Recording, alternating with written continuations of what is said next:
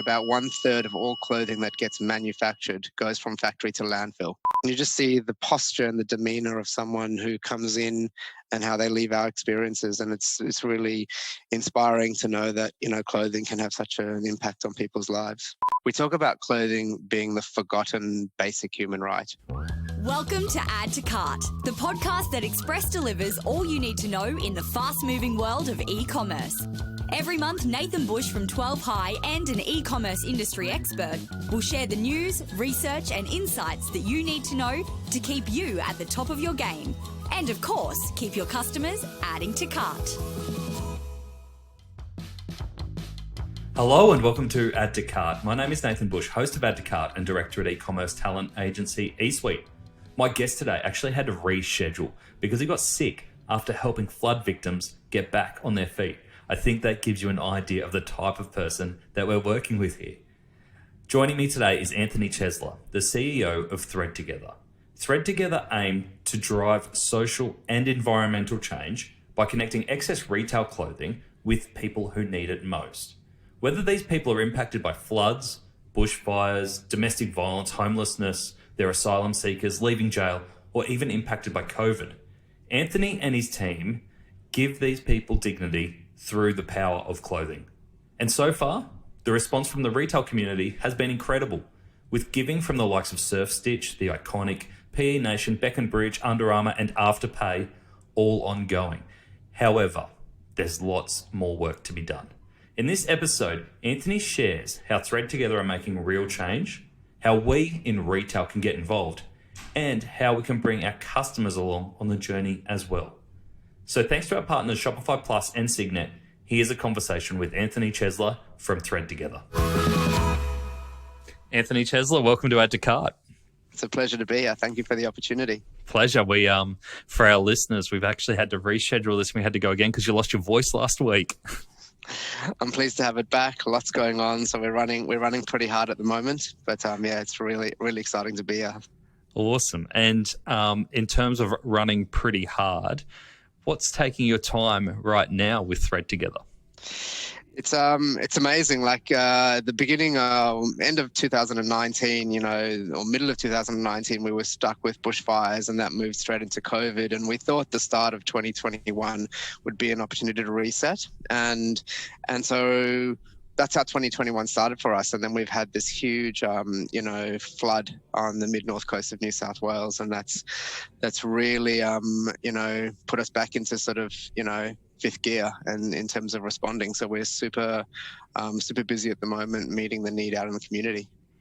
Okay. So with Thread Together, can you connect the dots for us and explain how Thread Together works with retailers and the community to bring both together?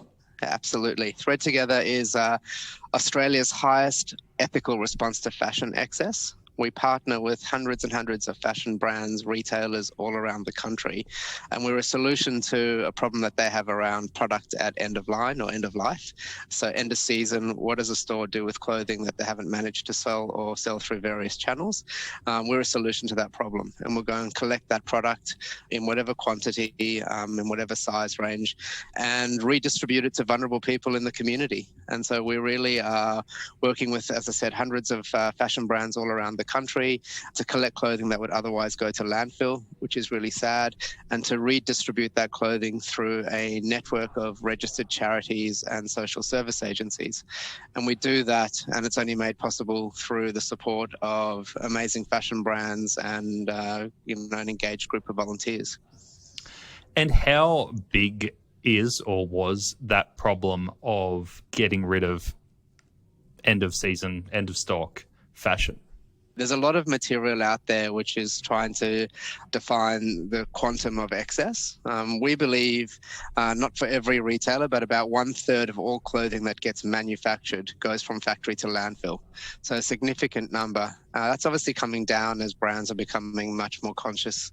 But as a result of things like fast fashion, low barriers to entry, it's much more it's easy to manufacture, and cost to manufacture is much lower. And as a result, brands are manufacturing more clothing and selling it at various different price points. What that means is a lot of that clothing doesn't get sold, and there's nothing wrong with it. It's perfectly new, and yeah, so that problem is large, and it continues to be. And does that problem also exist for returns? Absolutely. Like, we get a lot of returns from a lot of the major retailers. The product goes through a return process. If it's above or below a certain dollar value, the e-tailer or the retailer makes an assessment and then makes that donation to us. Cool. So how does it actually work? So if I'm a retailer, I've got end of season goods sitting in my warehouse and I go, I need to make room here. These are either going to landfill, or I've heard about this incredible organisation, Thread Together. Do they call someone to pick it up? Do they send it somewhere? Yeah, so we've created a frictionless marketplace. If you think about us as like a B2B, the sources of supply of our product come from these fashion brands all around the country. They simply get in touch with us and provide us with 5 key data points that allow us to arrange the collection. So we save a retailer the cost of holding that product in their warehouse or with a third-party logistics provider. We save them the cost of freight to get it to us and any disposal costs that they may incur. Now, those would be what I would call the hard costs that we save them, and we arrange to go and collect that. So we simply need to know where are we collecting the product from and how many cartons or pallets that we're collecting. We then arrange to send them the consignment note and the manifest. They label the cartons or pallets, and the magic makes its way back to our centre. We run a centralised distribution model, so we distribute nationally all around the country. And I'll talk to you about those channels in a moment. But yeah, the product comes back here, but it doesn't always come back to us the way in which it arrives in a store. So we might receive a box. It might be the size of a spa bath. It might have men's wear, women's wear, shoes, accessories. And so we're really reliant on a network of volunteers to help us to sort the clothing into categories and sizes in order to enable us or ready us to be able to distribute that to people in need. And yeah, that clothing comes to us every single day. So we receive clothing, men's wear, women's wear, children wear, return to work wear, formal wear, shoes. I said it's shoes, accessories, and apparel.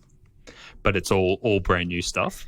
It's all brand new. It's all tagged. It's all ready to be redistributed. Most of it's still sitting in a polypropylene bag with the price tag on. In some cases, we even receive some product with the security tag, so we have to remove the security tag before we redistribute it. And we've intentionally made the model frictionless. If we know one of the biggest barriers to retailers with regards to excess stock is what to do with it, and if we can take it off their hands and make it easy for them to donate it, the product comes to us, and it comes, every single day. Lovely. And are you able to name some of the retailers that you're working with regularly? Yeah, sure. We're working with brands like UnderArmour, Bend On. We've got some beautiful product that comes from the iconic both private label and some of the third-party label. We're working with Surfstitch. We're working with the retail apparel group and all of their brands, so Connor, YD, Johnny Big, Tarakash.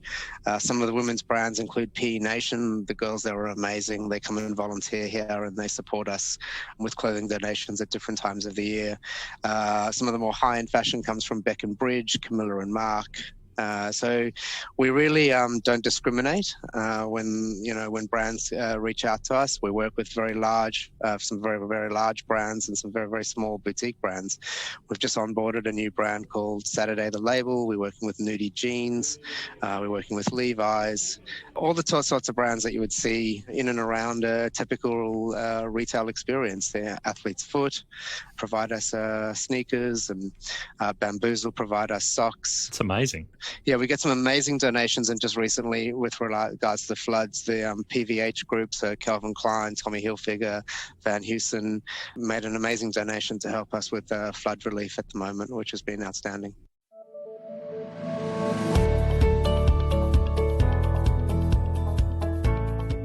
When Australian fashion brand Age wanted to set up its international omni-channel presence, they wanted to focus on mobile intuitiveness and flexible payment types.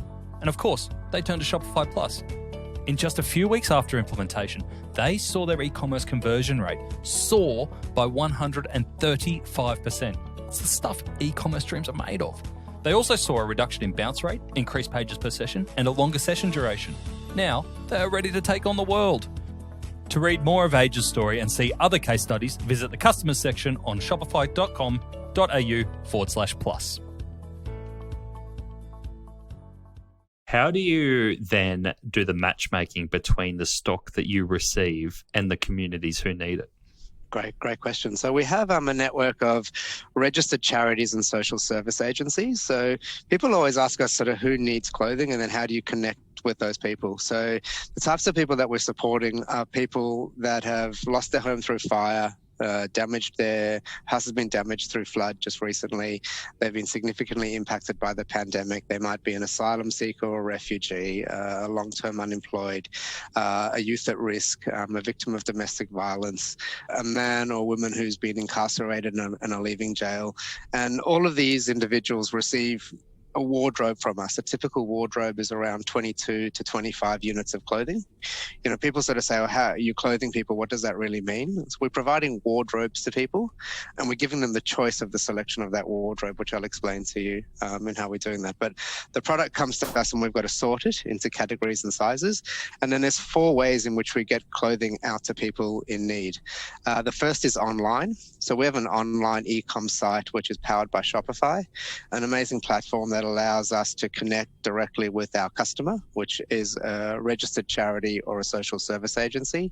They have access to our site, so it's an exclusive use to them, and they will place an order on behalf of an individual. So a caseworker may be sitting with a vulnerable woman who's just arrived at a women's refuge, and she will be able to place an order on us for whatever it is that she needs in whatever size.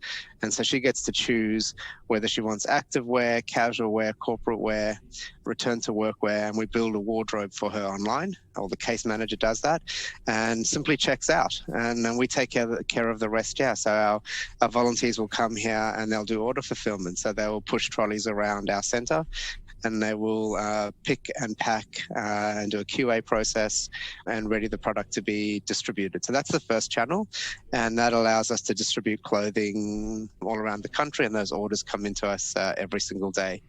The second channel in which we distribute clothing to people is what we call our mobile fleet of wardrobes. This is a custom-fitted walk-in wardrobe. An individual we drive those into our partner community sites. So again, we don't just turn up into the middle of the CBD and open up a wardrobe and invite people in. The reason being, it's really about creating an opportunity for people to restore some dignity and have some choice, and do that in the privacy of a particular location. And so we would drive into one of our community partners. So that might be, in Woolloomooloo in Sydney. It could be in Indooroopilly in Brisbane, in St Kilda in Melbourne. And we'll work with our partners. Our partner will tell us we need clothing for either men, women, or children, or transgender, for example, and we will stock the wardrobe accordingly. The wardrobe has a change room on the rear of the vehicle, which backs up, and the vehicle drives in. It can clothe up to 50 to 60 individuals in a 2 to 3 hour activation. Today, we've got our vehicles on the road, just left our centre to go to Newtown Neighbourhood Centre. We're at Women and Girls Emergency Centre, which is a women's refuge. We're doing some work on Friday at a local sort of soup kitchen. And again, we bring in, so we're on a sort of a rotation of vehicles. There's 10 of those vehicles that are driving around the country at the moment. And again, the partners explain to us what their community needs, and we're bringing the clothing into that. So it could be jeans, t-shirts, sneakers, socks, and hoodies. If you're going into a homeless community, individuals can't carry too much. So you've got to really think about the clothing that goes into the vehicle. So that's the second channel to distribute. It's the mobile. The third is an exclusive retail experience for a vulnerable person. This is a retail store which is built for a person who's in need of clothing, and we call it a clothing hub. And the individuals are given gift cards by our charity partners and social service agencies to come and access the service. The gift card doesn't have any value attached to it. It's just a more dignified term for a voucher or a referral. Individual will come to us and we will treat them like we would expect to be treated in any retail experience. They get to browse, try on, select the clothing that meets their style and their circumstance, and we simply package it up at a point of sale counter, but there's no exchange of funding because all of our clothing is given away at no cost to people in need. So that's the third. We call it the in-store experience. And finally, something that we're piloting and looking at rolling out is putting what we're calling a modular wardrobe, which is just a small wardrobe, almost like a stationary cupboard, into organizations to meet people's needs at an immediate point in time. And so in South Australia, we're piloting this in a number of women's refuges, where we'll put a modular wardrobe in. So if a woman arrives in a very vulnerable state, she can access some sleepwear, some underwear, some bras, just something to restore some normalcy right at that point of arrival. Then she can work with the caseworker to place an order online or receive a gift card to visit one of our stores. So those are the four. That's amazing. You're more omni-channel than most retailers. Well, it's important I think it's important to recognize that people that are vulnerable need to be met, and you need to sort of walk alongside them, and you need to create opportunities for them to feel empowered. We talk about clothing being the forgotten basic human right. People that are vulnerable will tend to look for food security and shelter, but tend to wear the clothing that they have on their backs until it's completely deteriorated. And we see people coming to our service with nothing on their back, no shoes on, and it's really sad to see that. But we're really pleased to be able to meet that need where the need exists. Those people don't want to walk into a high street store not wearing anything, but we're able to meet them where they feel comfortable and empower them through clothing. Is there any particular story, with obviously not going into detail, but any particular story that's always stayed here with you around the power of clothing to make such a difference in someone's life?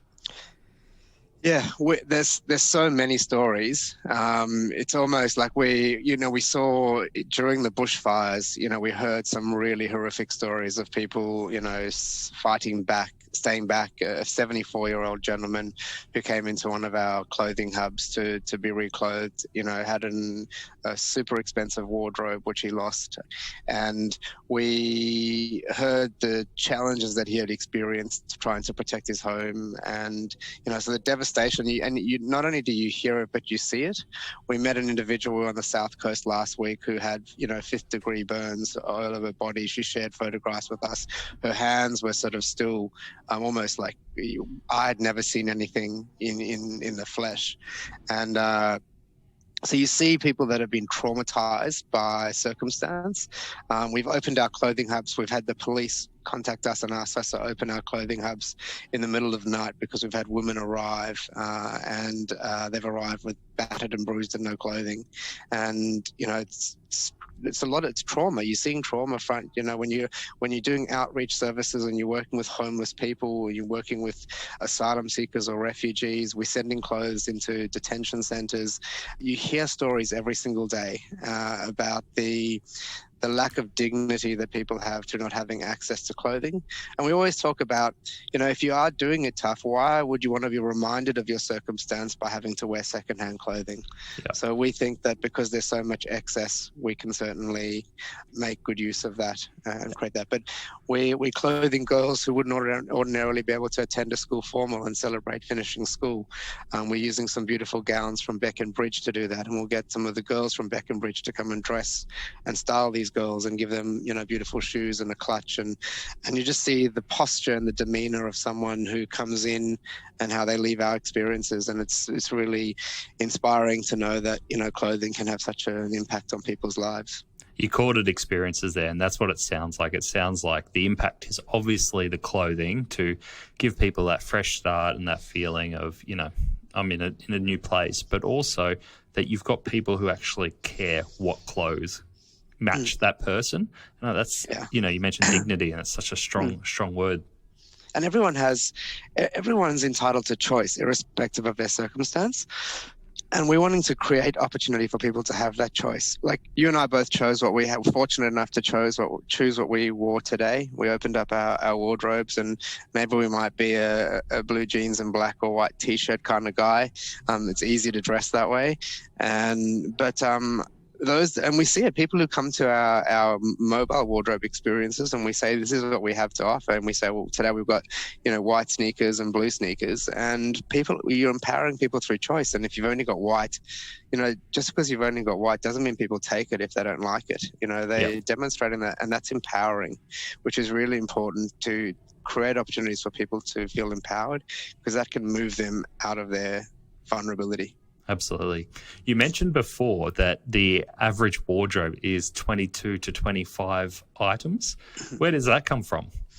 It's just like, we don't limit the number of units of clothing that an individual needs when we're delivering our service. So if someone comes into one of our clothing hubs, may just be after a new shirt and a tie to attend a funeral. And so we would offer up, would you like a new pair of shoes and a pair of socks or a new pair of trousers?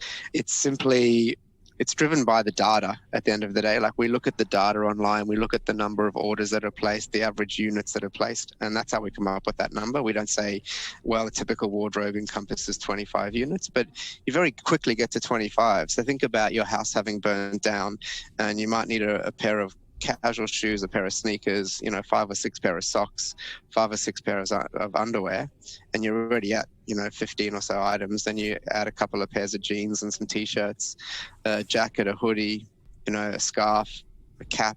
You're very quickly at 25 to 30 units. And we come from abundance, not scarcity. So there's no value to the clothing sitting in our warehouse, and we've got warehouse full of clothing, beautiful brand new clothing, and it actually costs us a lot of money to have that clothing sitting in the warehouse, in that we can't bring more clothing in. So the quicker we can move it to people who need it and provide them exactly what they need is really important.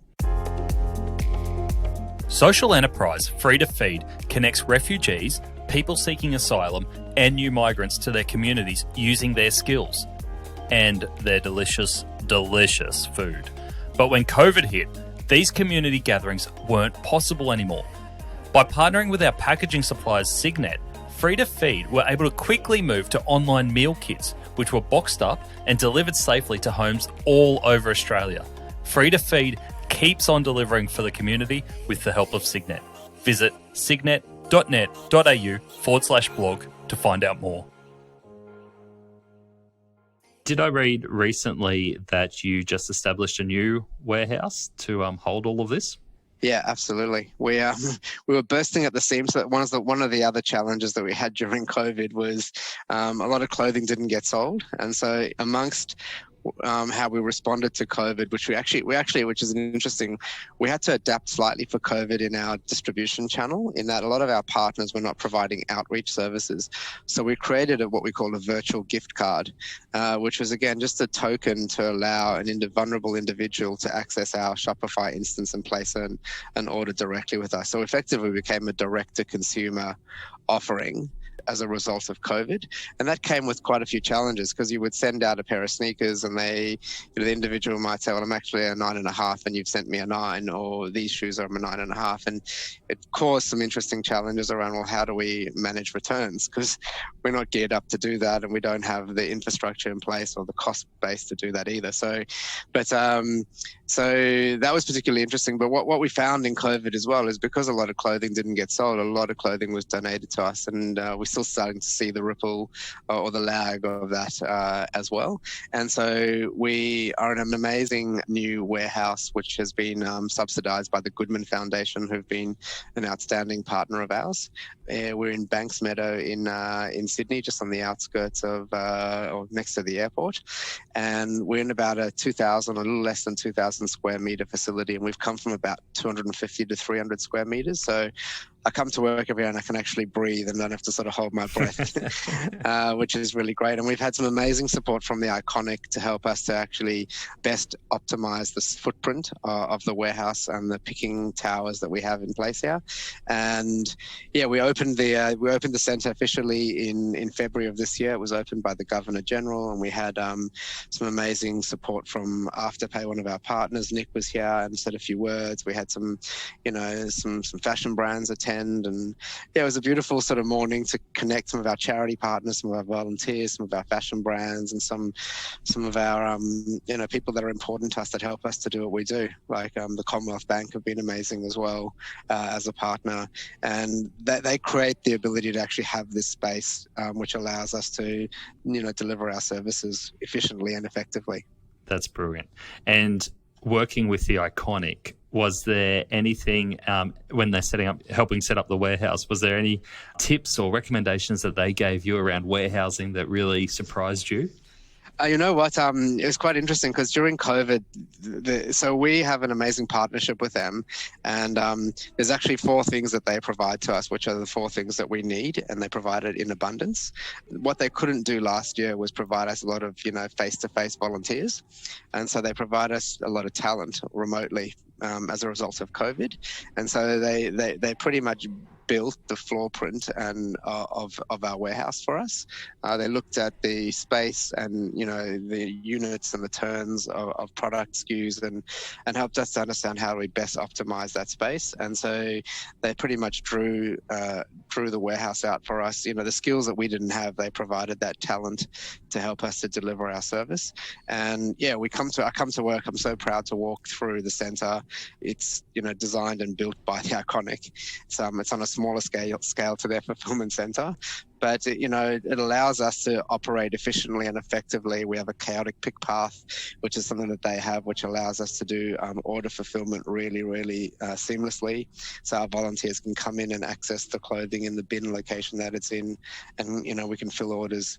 I'd like to say same day, but sometimes we are a very small team and can't quite turn those orders same day. But yeah, we're grateful for the support that they've provided at our new center.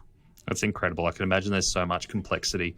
I just want to go back, being the nerd that I am, to you being on Shopify, because I look at this from the outside and I go, geez, this is complex. Like, you've got a lot of one-off items, you've got sizing everywhere, you're connecting, you're exactly like you said, you're a marketplace, you're connecting to different customers, you're B2B plus B2C. Why Shopify? Was like Shopify out of the box easy enough for you to operate on? Yeah, it was. It was a very easy platform. So we were at this sort of juncture where we thought, how do we scale this operation, and how do we do it in a way that it allows us to easily connect to our customer, receive the information that we need, and then distribute it in the same way that every other retailer or wholesaler or distributor or e-tailer does. We needed a platform to allow us to receive orders from customers, just happen to be businesses as opposed to direct to consumer traditionally. And yeah, we did some due diligence at the time, and this was the product that just allowed us to get up and running really quickly. That gave us the flexibility to manage the product set, and it connects into all of our other platforms. So we're using a platform called Klaviyo, which connects into Shopify, that helps us to nurture our charity brands in the same way that the Iconic nurtures their customers using their nurturing tools. That helps us to keep relevance in front of mind of our customer and encourage them to continue to order. And it connects into HubSpot, which we run sort of our e-commerce pipeline management and order fulfillment through. But yeah, it's a great tool, easy to use, easy for our customer to use. Most of our customers are shopping or have experience at shopping online, so we're emulating the same experience. The challenge that we have is that product comes to us in different categories and different sizes, and you don't necessarily get all of the same SKU in the same size. How we manage that is it's very challenging to manage inventory. So inventory management is particularly challenging. We still haven't come up with the solution to manage inventory. It's less of an issue for us because we can visually see and know every day when we're filling orders, are we running low on particular SKUs? And we have established partnerships. So every one of our product is on a 2x2 matrix based on demand and supply. So underwear, higher in demand and generally always low in supply. So you've got to go and build fashion partner networks with organizations like Calvin Klein and Tommy Hilfiger and Bendon, for example, and same with sleepwear. So we work with Papinel and lots of sleepwear. So where the categories that are running low based on that matrix. Yeah. So then when product comes to us, we sort it into categories and sizes. So those are the only really 2 variants. We don't run a color variant, and I'll explain to you how we accommodate for that. So simply we would sort shirts. So it would be a long sleeve shirt, a short sleeve shirt, a polo shirt, a t-shirt, a tank top, and then you'll have a hoodie, a jacket, a jumper, a suit. and some knitwear. So your men's sort of wardrobe is quite simple. Women's becomes a little bit more challenging because you might get a product that you're like, okay, it's a jumpsuit. Is that a top or a bottom? And you get, so it can be quite interesting to sort of manage some of the variation that you do get, but it's quite simple. Like, so women will have long sleeve tops and short sleeve tops and dresses and skirts and blouses and trousers and formal dresses and return to wear corporate wear. And the volunteers helping us to make the determination: is that work wear? Is that casual wear? Is it active wear? Is it active wear bottom, active wear top, active wear bra? Is it underwear? Is it, is it bras? And so it's not complicated. Where it does become complicated is where the customer has a specific need. So we do a lot of work with aged care, for example. Individuals don't necessarily want, they would prefer elasticized bands as opposed to jeans. And so we've had to add a product category around tracksuit pants. Not something that we get a lot of, but we've created a category. And often if it's not on the category, our client will email us and say, I'm working with the Muslim community. Could you please make sure that when you fulfill this order that you make sure that it's modest clothing, it's of a certain length and of a certain color. Yep. So individuals that are coming out of jail, if they're working with a caseworker, that individual may let us know, please make sure that it's nothing that might trigger anything in particular. So yep. Sort of pretty basic. So again, we will receive an email after the order's placed. And I'm assuming you don't photograph every product for the website. We would love to. Being a very small team and being very reliant on volunteers, you do have a variable workforce. And because it's variable, the quality of the delivery needs to be kept to the lowest common denominator. We don't at the moment photograph all of our stock. So it's just a basic visual of a pair of underpants or a pair of jeans, a few different photographs. But it's and we manage the expectation of the client when they're ordering. So the visual that you're looking at is not the visual that's going to be distributed to you.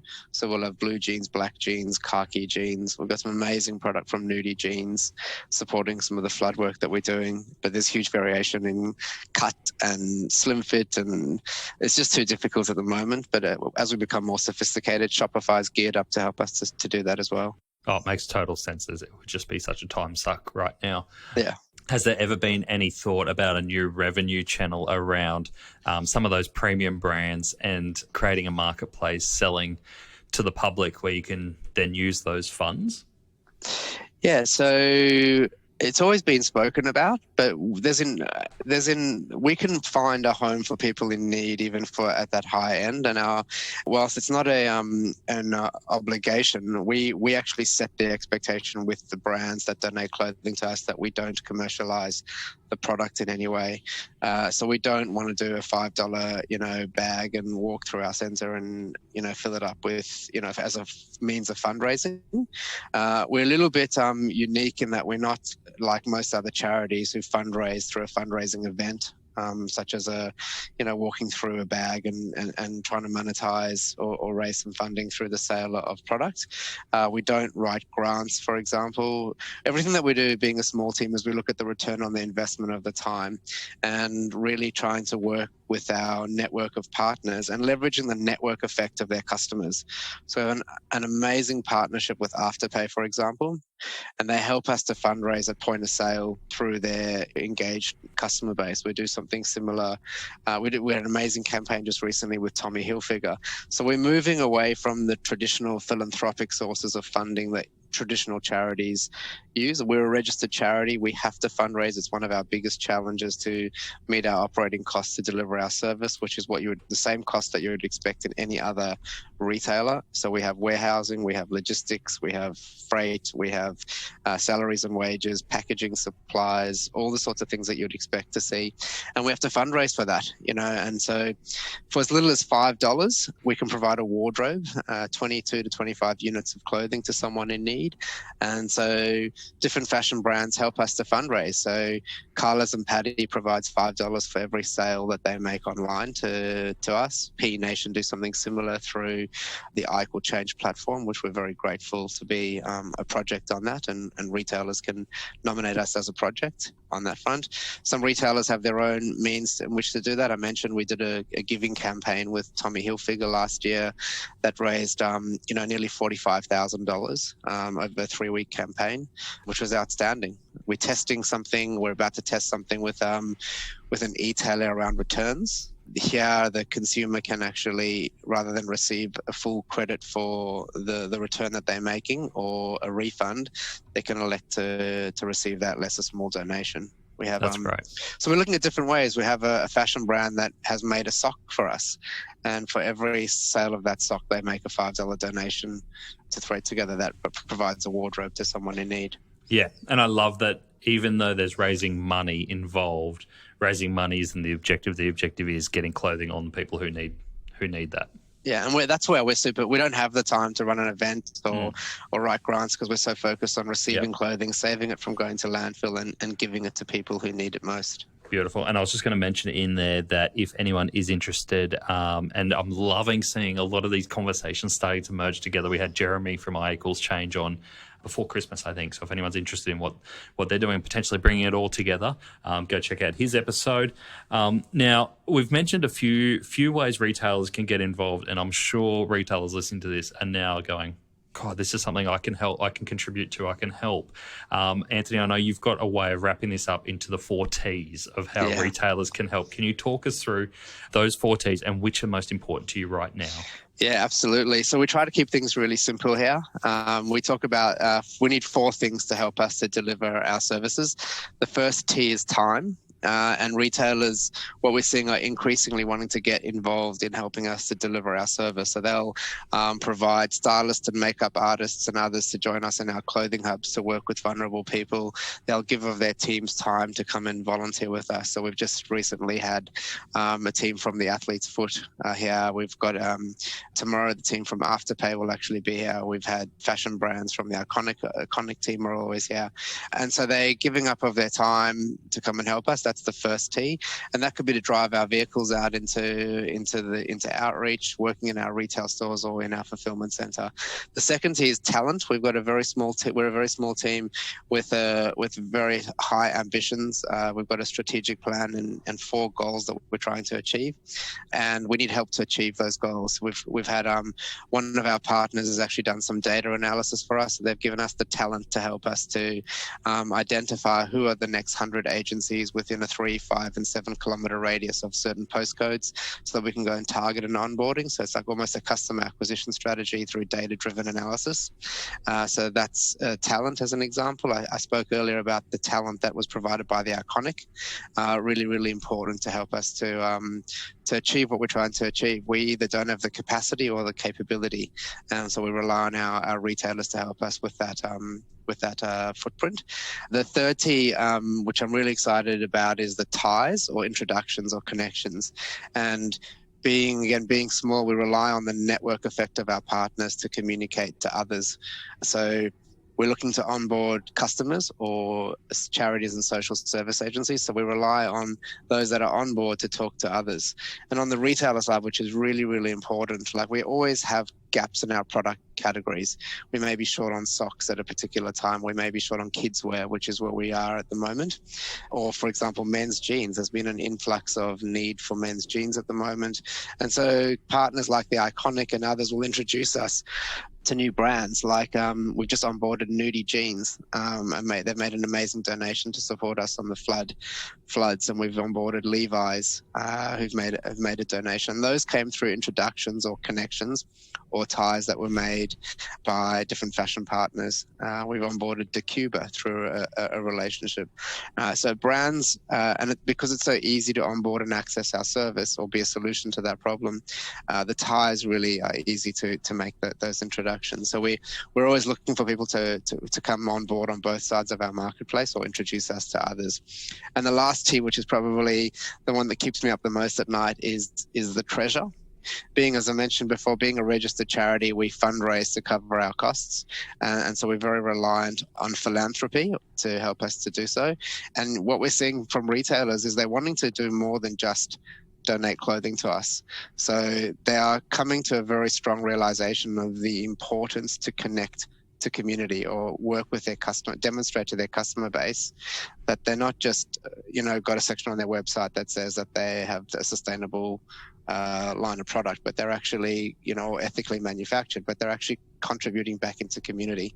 And if you can make it easy for fashion brands to contribute in a way, we find that they are happy to do so.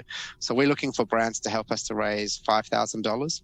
That helps us to clothe, almost 2,500 people at $5. 25,000 at $5 a person, and $5,000 in fundraising. Some brands look at that and go, "Oh, that's really, really challenging," and others look at this and go, "Yeah, we can do this."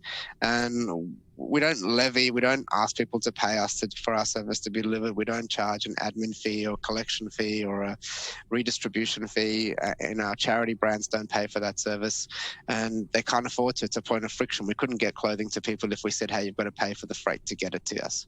And so brands that are helping us to do that are some are blowing the lights out, and some are doing it through matching. So they might say to their customers, "You contribute $5 and we'll contribute $5. You contribute $1 and we'll match that." And we've got lots of ideas. And so some people are doing a percentage proceeds of sale on a particular day. We did a campaign with Bec Bridge recently where they did something similar around Giving Tuesday. We're always looking for brands to do something. Our dream would be to have a calendar of events where fashion brands were helping us to fundraise in their own way and connect into community. We've got lots of content to share. We've got a lot of value to bring back into those brands. It's not just about taking. It's about giving back, and the same applies for ourselves. Ultimately, we think the consumer has a responsibility to contribute back. Yeah. And so we don't only see it as the retailer. It'd be nice if the retailer matched that, but we want to create opportunities for the consumer to give. And if retailers can help us to do that, that'd make my life a lot easier. So, and what we saw last year too is in backlash to a lot of the big promotional periods around Black Friday and that is that instead of running sales, we saw some brands actually running charity promotions. Yeah. So it was an opportunity that, hey, we're not going to go on sale, but we're going to donate X from each sale. Yeah. As a way of giving back. Yeah, and we had a brand who, instead of giving their influencers product, made a donation to them to us on their behalf, and they sent out a beautiful card, and we contributed to the content in that card, which was very personal, and it explained that whilst we'd love to give you product, it's more important that we support community. And I think, I feel like there's this. There's almost like there's this undercurrent, and I think we're now creating a movement. And there's definitely a movement around brands recognizing the importance of contribution back to community, and they're just looking for ways in which to do that, and to make that possible. And I think we certainly don't have all the answers. Like we're looking at some apps within Shopify that make it easy for customers at checkout to fundraise that don't want to use an existing platform. But yeah, we're open. We'd love to talk to fashion brands who are wanting to help us. We need all the help that we can to do this. Beautiful. So just recapping those 4 T's for you from what I've heard, we've got time, we've got talent, we've got ties, and we've got treasure. So if you're a retailer who can help out in any of those ways, what's the best way to get in touch with you or your team? So I'll leave my personal contact details and phone number in the show notes. I'm happy to talk to anyone who'd like to do so. They can reach us also at communications@threadtogether.org, which I'll share those details in the show notes as well. And yeah, we as I said, our model is frictionless. We would love to be the umbrella organization to the problem that fashion has around excess. And we're starting to do some really cool stuff, which we can talk about maybe at another time around, what do we do with product that we haven't been able to distribute, and how do we make sure that stays in circulation and doesn't make its way to landfill? So we're piloting we're doing some pretty interesting stuff at the moment, which it's in pilot stage. So I don't want to sort of say we're actually sort of in in delivery, but it could potentially be a way in which to drive financial sustainability into our model by, decommissioning and repurposing garments. But maybe that's a chat for another day. Yeah, let's do it. Let's have another chat. Because I think that's the thing today. We've talked a lot about social and community and dignity and what clothes can do for people. We didn't really even touch much on the environmental impact that you're having. So I think there's a whole other side to unpack. I'm really excited to do that when you've got that up and running. So thank you very much for joining me, Anthony. It was, we just love what you're doing and what your team's doing, making such an impact. And just keep doing it, and hopefully we can get out there and support you as a retail community. Thank you. Thank you for the opportunity to talk to you today, Nathan.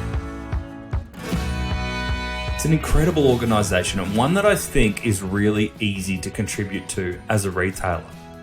I really liked Anthony's 4 T's: time, talent, ties and treasure. He's made it incredibly clear of the ask that he's making of the retail community and made it easy for those to get involved.